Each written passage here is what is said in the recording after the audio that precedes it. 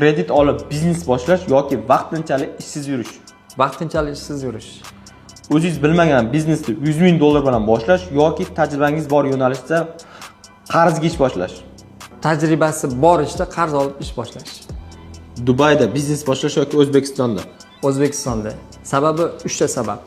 Birinchi sabab bozor bo'sh, ikkinchi sabab xarajat kam, uchinchi sabab ishchi kuchi arzon. Hozirgi biznesingizni 2x ga o'stirish yoki yangi biznes boshlash. Hozirgi biznesni 2x ko'targan afzal. 1000 dollarga bitta xodim yoki 300 dollarga 3 ta xodim. 1000 dollarga bitta xodim. Nasiyaga Malibu yoki naqdga Matiz. Agar ishi obro'ga bog'liq bo'lsa, agar unga obro'si unga pul olib keladigan bo'lsa, Malibu olgan yaxshi. Agar unga Malibu ish keltirmaydigan yoki pul keltirmaydigan bo'lsa, yaxshisi Matiz minib yurgan yaxshi.